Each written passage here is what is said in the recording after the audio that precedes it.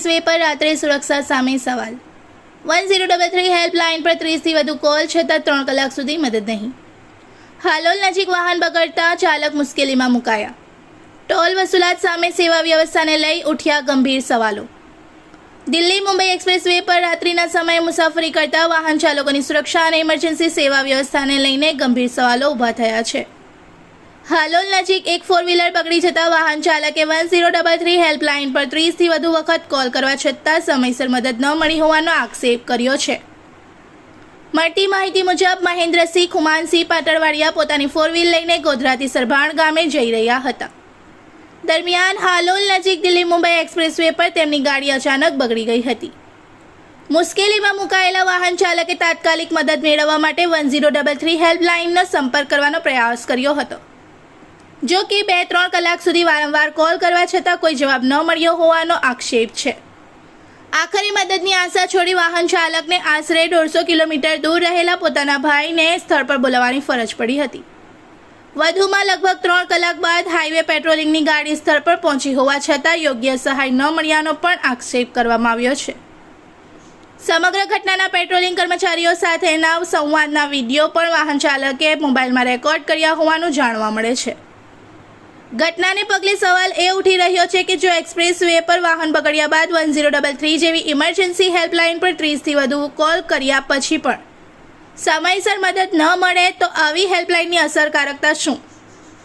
ખાસ કરીને રાત્રિના સમયે એક્સપ્રેસ વે પર વાહન ચાલક લાંબા સમય સુધી રસ્તા પર અટવાઈ જાય ત્યારે તેની સુરક્ષાની જવાબદારી કોની? વાહન ચાલકો પાસેથી નિયમિત રીતે ટોલ વસૂલવામાં આવે છે ત્યારે ઇમરજન્સી સમયે સમયસર પેટ્રોલિંગ અને મદદ ઉપલબ્ધ કરાવવાની વ્યવસ્થા પણ એટલી જ અસરકારક હોવી જરૂરી છે। આ સમગ્ર મામલે સંબંધિત હાઈવે ઓથોરિટી અને ટોલ સંચાલક એજન્સી દ્વારા તપાસ કરી 1033 પર થયેલા કોલનો રેકોર્ડ ચકાસવામાં આવે અને મદદ પહોંચવામાં થયેલા વિલંબ અંગે જવાબદારી નક્કી કરવામાં આવે તેવી માંગ ઉઠી છે। વાહન ચાલકોનો સવાલ છે કે એક્સપ્રેસ વે પર ગાડી બગડે તો 1033 ને કોલ કરવો કે પછી 150 કિલોમીટર દૂરથી પોતાના સગાને બોલાવવો? હવે સંબંધિત તંત્ર દ્વારા આક્ષેપોની તપાસ કરી હાઈવે પર રાત્રિના સમયે ઇમરજન્સી સેવા અને સુરક્ષા વ્યવસ્થા વધુ સુદૃઢ બનાવવામાં આવે છે કે કેમ તે જોવું રહ્યું।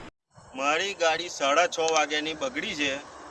NHI વાળાને મેં અત્યાર સુધીમાં 50-60 ફોન કરી ચૂક્યો છું। એક નંબર પરથી મારી જોડે 4 માણસ હતા મારી જોડે, એ લોકોના ફોન પરથી કરી ચૂક્યો છું। એક પણ ફોન રિસીવ કરવા રાજી નથી એ લોકો।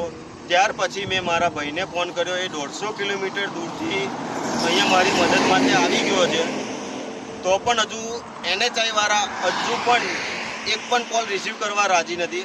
હાઈવે પેટ્રોલિંગ વાળા આવ્યા અને એ લોકોએ મને પૂછ્યું કે શું થયું છે ગાડીને। ત્યાર પછી એ લોકોએ 2 બેરિકેડ મૂક્યા મારી ગાડીની પાછળ, કેમ કે મારી ગાડી આ વ્હાઇટ લાઇન છે એની અંદર છે। ત્યાર પછી એ લોકોએ 2 બેરિકેડ મૂક્યા। પછી અમને એવું કીધું કે તમારી ગાડી ટોઈંગવાળા આવે અને લઈ જાય ત્યાર પછી તમે આ બેરિકેડ 2 સાઈડ પર મૂકીને જજો। તો શું એ લોકોને બેરિકેડની ચિંતા છે? અમે આટલા 3 કલાકથી અમે અહીંયા અંટવાઈએ છીએ, એ લોકોને એ નથી દેખાતું।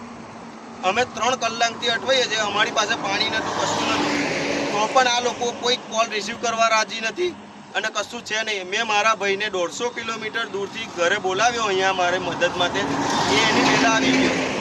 તો કેમ આ લોકોની કોઈ ફરજ નથી? ટોલ ટેક્સ લેવા માટે તો ગાડી ટોલ ટેક્સ ભર્યા વગર તો જવા નથી દેતા, આગળ દંડો ઊભો કરી દે છે।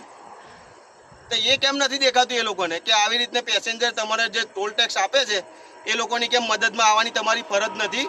આ તો અમે જેન્ટ્સ હતા, અત્યારે 10:30 વાગ્યા છે તો પણ હજુ અમને કોઈ મદદ મળી નથી। હાઈવે ઓથોરિટી દ્વારા કોઈ મદદ મળી નથી અમને। આ તો અમારા ઘરેથી અમે મદદ મંગાવી, અત્યારે મારી જોડે કોઈ લેડીઝ હોત તો એ લોકો જોડે શું થાત એ તમારે જોવાનું છે। એટલે બીજી વાર આ રોડ પર આવવા માટે વિચારીને આવું, ટોલ ટેક્સ ભરતા પહેલાં વિચારી લેવું કે આ લોકો અમને આપણે જે ટોલ ટેક્સ ભરીએ છીએ એના પ્રમાણે અમને સુવિધા આપે છે કે નથી આપતા એ આપણે જોવાનું છે। કેમ કે આપણા ટેક્સથી રોડ બન્યો છે, એમના ઘરના પૈસા નાખીને રોડ બનાવ્યો નથી આ લોકોએ। મારે આ કહેવું છે બસ। હું અહીંયા આગળ મારી ગાડી લઈને નીકળ્યો છું, એના પ્રમાણે હું પૈસા આપું છું, બરાબર છે? इस वीडियो को लाइक करें, हमारे चैनल को सब्सक्राइब कर बेल आइकन जरूर प्रेस करें हमारी न्यू वीडियो सबसे पहले देखने के लिए।